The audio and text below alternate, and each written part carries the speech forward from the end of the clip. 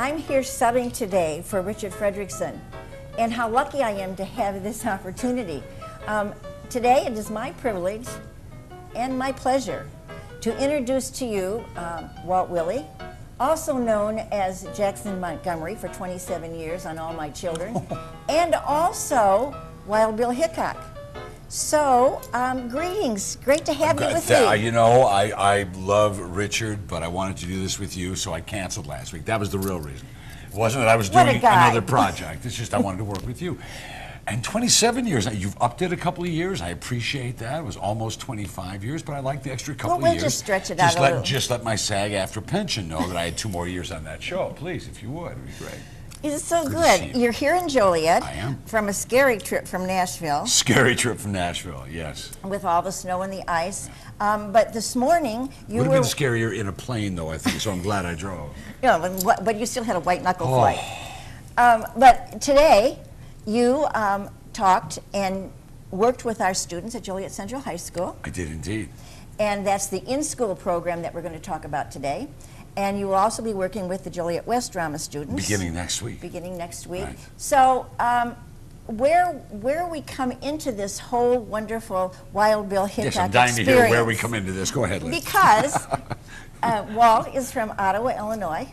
Went to school, graduated from Ottawa High School. And I met him through WJOL when we were doing a radio interview for your summer musical. That's right. Okay. Well, not a musical, the big summer play. Well, Auntie Mame was last year. Auntie Mame, but not Mame. No. Mame's the musical, Auntie Mame's the play. You know that. I do. So anyway, we worked together on that, and he was telling me about Wild Bill Hickok. So I saw on Gunslingers, yes, the American Heroes Channel, right, and Discovery Channel, right. I saw Gunslingers, Wild Bill Hickok.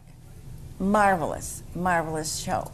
And then Walt was telling me in our conversation about the in-school program. I said, so why not Joliet Township High School? It's perfect. So it's perfect. Today you had your first day? I did indeed. I taught 3 classes with the drama teacher there, Joe Hoyt. Some very talented kids. Some very talented kids. You know, I've often wished that I had had the opportunity for someone to come in and talk to me in high school, or whether in the school or not, to just let me know that actors can come from everywhere, that they're not grown on trees in California, which I evidently thought they were, or New York, and that you can be from a small town or a mid-sized city or a suburb or an inner city, and if that's your passion, you can. It's available to you. You know, you don't. You know, if you want to be a doctor, well, you're looking at 8 years of school. If you want to be a lawyer, just about the same. If you want to be an actor, you know, you do need to study. But it's more about the passion for it. Well, we have very good community theater here in the Joliet area. You do. And you can be a doctor, but you still can be an actor. That's as an avocation. Theater as an avocation. And we have many wonderful actors. But in your telling your story, I want you to take us back to the beginning of when you were... I was born in a small town in Illinois. In Ottawa. But also, Wild Bill Hickok was born in a small town. So sure was. Give us that story. Sure. I have a theater group in my hometown. And we were in our 2nd season. We were doing Arsenic and Old Lace. And my son, Chance, had come in to play Officer O'Hara. And he and I were going to the closest Amtrak station in Mendota, Illinois, to pick up my wife and daughter who were coming in to see the show. And I was looking for a one-man show to do. The writing was on the wall at All My Children. It was clear it wasn't going to be around for very long. I've been doing stand-up comedy as a headliner for 20 years at that point. I saw you at Zanies in Chicago. See me at Zanies. And I was kind of over that. But I like the idea of a one-man show. I kind of like the idea of I've always been kind of a just let me take care of it, just let me do it all, and that's the ultimate in a one-man show, doing it all.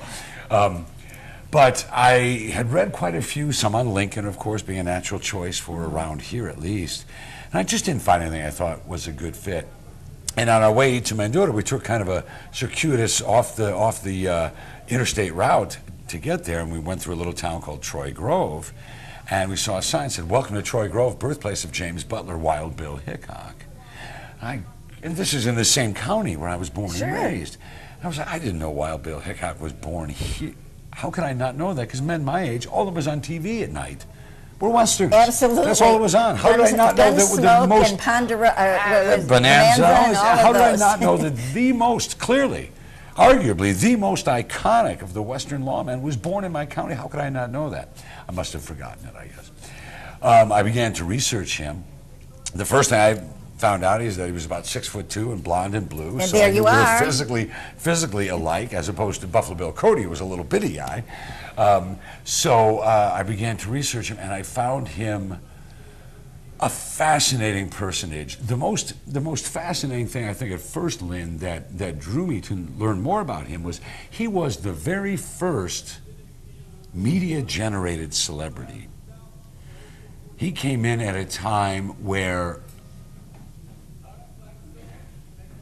the printing press was just starting to make its way to the West, where the newspapers would cover things and their articles would get picked up everywhere. The Telegraph had just moved west of the Mississippi.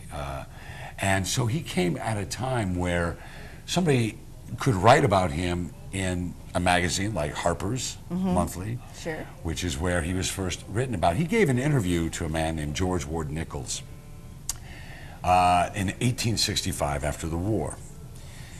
When he came back from scouting in 1867 for the cavalry, he found out that he had taken this conversation and turned it into an article that appeared in Harper's and then was picked up by every newspaper to the east of the Mississippi. So all of a sudden, Hickok found himself to be the most famous man in America. Is that right? Second only to Lincoln, who is now dead, you know. Sure. Excuse me, everybody knew who he was. All the excursionists visiting the West wanted him to lead them out and show them the West. And he did. He was only too happy to. The problem was, a lot of what was printed was not true.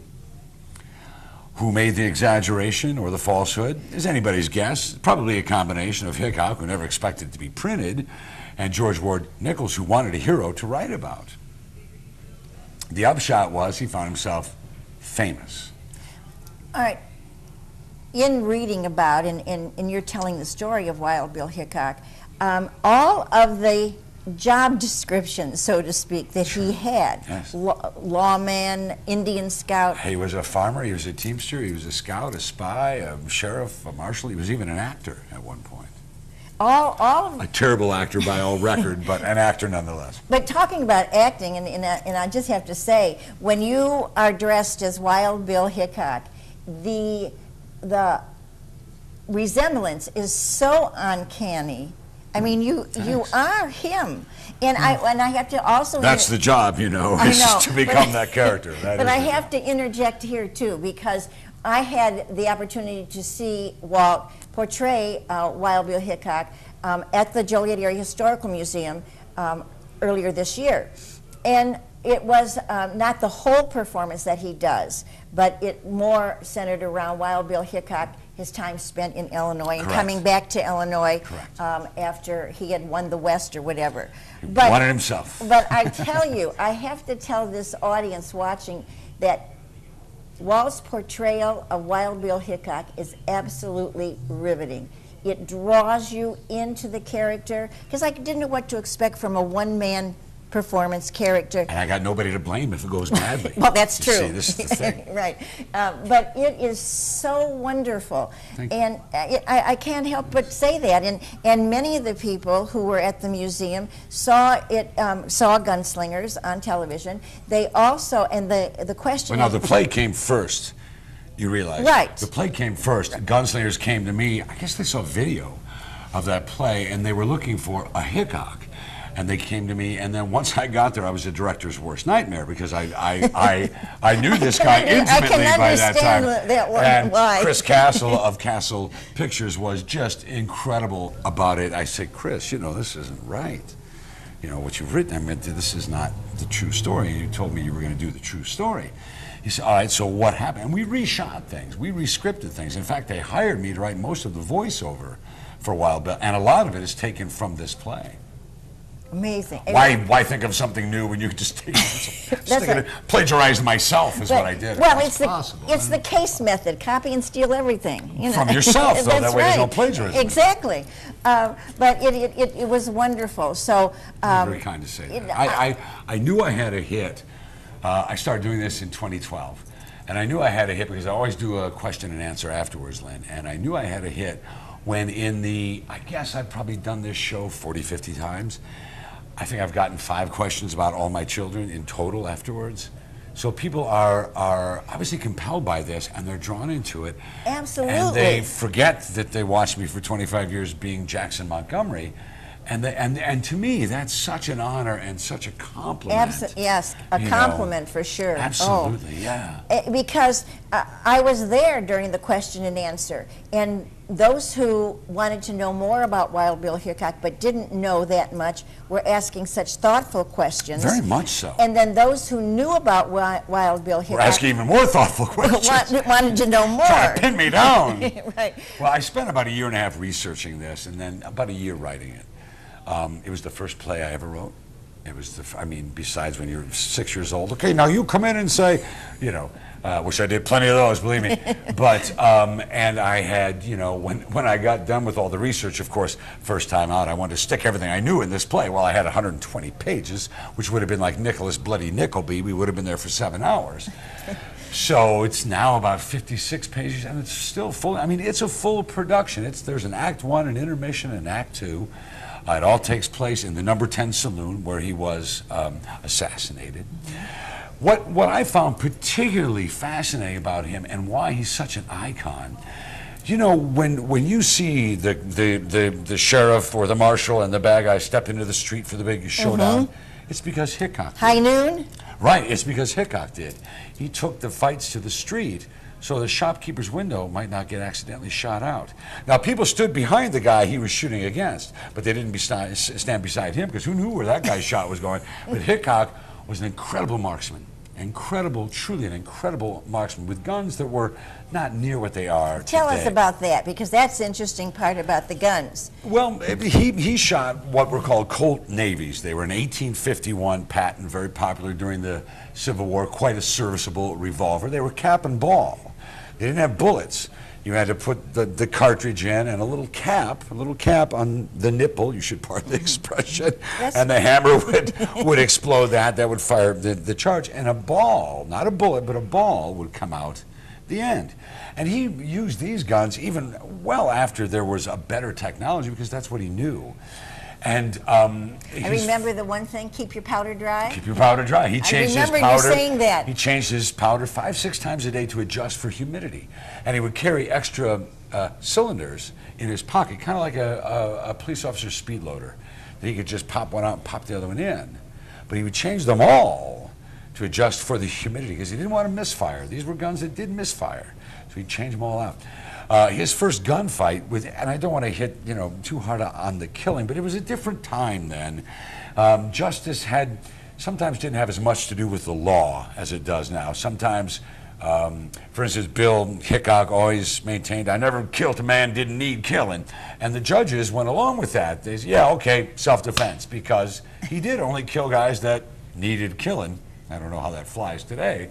But so there was a different brand of justice there. But his first gunfight with Dave Tutt, the one that made him famous in the street, was at 75 yards. At 225 feet with a cap and ball pistol, he shot this man through the heart, which is just an incredible shot. And I know it's the death of a human being, and I feel badly about that. But again, in those days, that was looked on a little differently. This is a guy who had ridden him, had ridiculed him, had made a fool of him, and he just had enough. It's different days, different times. Different days, different times. For different and things. This was, for those folks who are considering coming, if you've seen True Grit, that lovely elevated language, the way people used to talk in Victorian America, which is when this is, of course. That's the language. I had finished this play when True Grit came out. I was so glad it did, because that's the way I've written this play, is in that language. You'll understand it, but it's that people wrote the way they spoke in those days, and one of my tasks was to find out how Hickok sounded, because there's of course, recordings of his voice. So I looked at a cache of letters at Kansas State that they have there. And he wrote a riding, a walking, a hyphen. Before all. Yeah, before any verb, he wrote, a staying over, a riding, a walking over. And he also wrote onced or twiced with the T on the end. I went there onced or twiced. Now, whether that was a local vernacular from that just part the way he of spoke? Illinois, well, he also had a thing called the plainsman's drawl. And the plainsman's drawl was the way all the plainsmen, all the scouts, all the guides of that day, and I'm talking about Buffalo Bill Cody, Texas Jack Omorundo, Charlie Utter, that's Colorado Charlie, not Texas Charlie, Colorado Charlie Utter. They all wore their hair long. They all had a cavalry roll in their hat. They wore cavalry boots. They wore their guns butt forward, just so that they would have a uniform showing them for what they were, which was the special forces of those days. They rode in the front. They wore no uniform. Now, he served in the Civil War with the Union Army. His family were devout abolitionists and did a lot for the African Americans moving from the South to the North in the Underground Railroad. That was part of what his family did. They were a stop on the Underground Railroad. So Hickok saw that very young. So he, of course, was a scout for the Union Army, but he never joined the Union Army. He'd seen rank bestowed on too many fools. So he served as a civilian scout, but he joined the Confederate Army a dozen times as a spy, which, as you might guess, is extremely dangerous work in those days, because you just had you and your horse and try to run for the picket wire if you were found out, Right, and so the man was truly a hero. He was, however, once he became famous, I think that the mantle of fame weighed very heavily on him. I don't think he was a man made for that. At the same time, he enjoyed himself plenty. He never bought dinner for himself after a certain point. He never had to buy a bottle of whiskey. He was given a gaming stake when he walked into a place, because everybody wanted to gamble where Wild Bill gambled. They wanted to have a drink where he drank. They wanted to go to a pleasure palace that he frequented, that they might get the same woman that Hickok had. I mean, he was a hero. He was the biggest star in America. I have to say, I'm sitting here intrigued right now. I hope so. By all of this. Because I haven't shut up. No, but you're such a wonderful interview that way. But what I want to say is there are 2 public performances. Oh, yes. To see. We're actually going to be doing this, not talking about it. We're going to actually be doing it. And there's so much more that Wild Bill Hickok can tell you, that Walt Willey can tell you, that is absolutely amazing. And so the public performances are Saturday, February 28th at 7:30 at the Joliet West High School Auditorium, and again on Sunday, March 1st at the Joliet West High School Auditorium. I'm going to give you some information to call, but then we're not done. We're not done, because I want you to tell about the in-school program. Oh, sure. But there's so much more. Well, while you're putting your glasses on and focusing on those little tiny details, let me tell folks that this is done, of course, with a student crew from Joliet West and Central, and that a portion of the proceeds go to support the drama departments in both those schools. I thought you were going to read that. I can do that for you, sure. Without glasses? Without glasses, you because I have contacts in. Of course, no fool eye. Plus, I made the poster, which is helpful. So this is the poster. But Saturday, February 28th, 7:30, and Sunday, March 1st at 2 o'clock, Joliet West High School Auditorium. The tickets are $20 in advance, $25 at the door. So in advance, for tickets, you can call 866, there's a glare there, 967-8167, or go online, Showtix for You. That's the Showtix #4U.com. And the U is just the letter U. And just but if you type in Showtix, it'll come up. But listen, call me too at the Joliet Township High School. If you need to get tickets and you don't want to call the number or online, call my office at 815-727-6763. We're going to remind you about that again, but I want. And I bet if we're really kind, yes, sir, they'll take a shot of that poster, put it in still storage, and put that up at the end of the interview. If we're really nice to them. I think they will. We'll see. I know Dick and Millie Schuster. Seem like nice they people are to nice me. people. They're behind the cameras right now. But anyway, this is so fun to do this with Walt Willey and to learn about Wild Bill Hickok. I do like the Westerns. I love the story of Wild Bill Hickok. I loved the stories. I'd watch the Westerns and It's one such. of the golden ages here. I mean, there was Yes. so much going on. The railroad was moving west. The telegraph was moving west. We were expanding. I mean, for so long, Illinois was the edge. It was the edge, and the rest was territories. I mean, Kansas didn't be, I mean, Illinois became a state in 1818. Kansas not till 1861. So there was a long time that we were on the edge of the country. I think you know. should do your homework about all of this because, I mean, clearly you need to learn more, Walt. I don't know how you possibly can. You have all the facts and figures. I had to because I wanted this to be, you know, I is. wanted to do this man justice because he's a very complicated man. On the one hand, he did more probably to benefit women and children living in these rough towns. On the other hand, his gun was his first option. I mean, Wyatt Earp liked to hit people over the head with his gun, not Hickok. He liked to shoot him with his gun.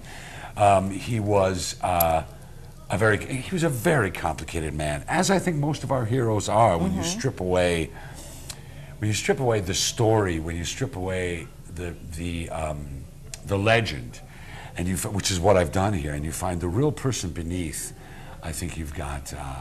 I think that's what's really fascinating. Well, you've got to come and see the performances to learn how he died. Well, we know he died at number 10. Northern Man's number 10 saloon. Number 10 saloon in Deadwood. Holding the dead man's hand. That's right. Aces and eights. Oh, you told it. Was that our quiz? That was our I'm quiz. Sorry, but, I did. no, Dead Man's Hand, aces and eights. When he fell to the table. All black, though. All black, and fell to the table. What was the fifth card? It was an. Oh, don't hurt yourself. Was it Nobody knows. no. Nobody aces knows. and He had eights. discarded it. Was it a jack? Nobody. Well, some say it was the Jack for Jack McCall, who killed him. Some say it was the Queen of Hearts for all the women in his life. It could have been the five of diamonds. Nobody knows because he had discarded it waiting to draw. All right. So that be said, Wild Bill Hickok, Yes. number 10 saloon, Deadwood. Yes. Now, in school program, you're bringing all of that to the students as far as the drama students. I mean, and how fortunate for them to benefit from a Walt Willey, so talented, so accomplished at everything he does, to bring it to our students at Joliet West and Joliet Central High School, District 204. So pleased that you're here. So, me too. what are you doing with the students this week at Joliet Central? Just hanging. No. Well, I worked with the Drama 1 and Drama 2 classes today. The Drama 1 classes are preparing some Shakespearean stuff, and I'm a long ways away from having done Shakespeare. But it's funny how, kind of like riding a horse or riding a bicycle, you can get back on pretty quickly. Spent the day there today. We'll be there tomorrow and Friday as well. They have an in-service day, I think, on Thursday, so we don't get to do it. Yeah, this, you know, to me, now that I'm semi-retired, I guess if I want a day's rest, I need to get a job somewhere, Lynn, because I just feel that if I had had someone come to my high school and let me know that I could be an actor if I wanted to be, I wouldn't have waited until I was in my late 20s to start. Which might not have worked out all that well, frankly, but at least no. And this, it also allows them to know that somebody from a little town 45 minutes away from them. That's right. Can do it. So it kind of brings it home a bit. And I love doing it. I mean, I love doing it. I guess this is what I was in television for 30 years for, is so that I could do this now. I didn't know it at the time, you know, but clearly that's why. Well, when did that realization come to you? I did this After All My Children, before, was it something that you had thought about doing? I taught acting in the late 80s and early 90s at an acting school up in Connecticut. And I thoroughly enjoyed that. And I hadn't done it in quite a while. I started doing the in-school program at my old high school in Ottawa in December of 2012 was the first one. And then I did, probably a dozen or more that year. 2013, Jackson, Tennessee, and Dallas-Fort Worth, Mendota and LaSalle, Peru, and a lot of them in areas here, because it's amazing to me, after saying I didn't know that Hickok was born here, but it's amazing to me that, I mean, everybody knows Lincoln, and I'm not trying to hold those two as equals, but in terms of sheer iconic, I mean, he gives us so many things in our language, like sitting with our back to the wall. Well, you better sit with your back to the wall. That's because Hickok did. Until that last time when he sat with his back to the door, and McCall came in and shot him. You know, he's just, I didn't realize how much stuff had come from him, and I think it's very important, especially for people who live in this area, to know that the man who's really kind of set the standards for a lot of things was a real person who came from here. Well, I don't think there's too many of us that haven't heard of Wild Bill Hickok, not to the extent that you've talked about him today, but just in terms of gunslingers in the West, you know, yeah. along with Wyatt Earp and also in Illinois, Buffalo Bill and I remember the movie Gunfight at OK Corral. That came to my mind earlier when you were talking. It was just on the other night. I didn't want to interrupt you, but bringing to the school. You're going to work with the students for these two productions that we talked about. Well, I'm working with the students within their classrooms at Joliet Central this week, Joliet West the next week, and then using student light operators, sound operators, stage manager, of course, ushers, all of that. Certainly. Will be all done by the student body, and a portion of these proceeds goes to the drama departments in those two schools. You know, the arts have been cut. I don't have to tell you. Oh, you we have know a life that, yes. in the arts here. That's right. And so I'm not telling you anything you don't know in spades. That's true. But it's, you know, there's bright, shiny football helmets, and nothing wrong with that. But the arts, I mean, I've seen a couple of the high schools that I've been to, what we were able to raise was the difference between them having one play or no plays that year. That's right. It's a shame. It's certainly a reflection of our current economy, and also currently what we hold dear, I think. We're not very invested in the long term anymore. Because look, not every kid's an athlete, not every kid is brilliant, but there are a lot of kids who happen to be brilliant in the arts who are having less and less a chance in their high school careers to shine at that. And that, I think, is a damn shame. And in my small way, I'm trying to do something about it. And everything you say about that is true. And at District 204, they have an academy, the Arts and Communication Academy, that those students who are interested, not necessarily... I sat in their office for lunch today, so I know exactly what you know exactly what I mean. And yes, you can be an athlete in high school, and you can be the best runner on the football team and the great quarterback and such. But after you're done with that career, or with your high school career, not that many go on to play football in college or professional football. However, am I saying this? As an actor? As an actor, you can have a much longer shelf life. A longer shelf life, and if fewer concussions. Right, true. And if you go on to the arts or music, you take music, you'll have that for the rest of your life. You can Absolutely. do any other profession and have acting as your avocation. Absolutely. So there's so much to be said about the arts and what it brings to our lives. You know, I just can't say enough. enough. Something that human beings did once they got their bellies full and had a shelter. The next thing they did was art.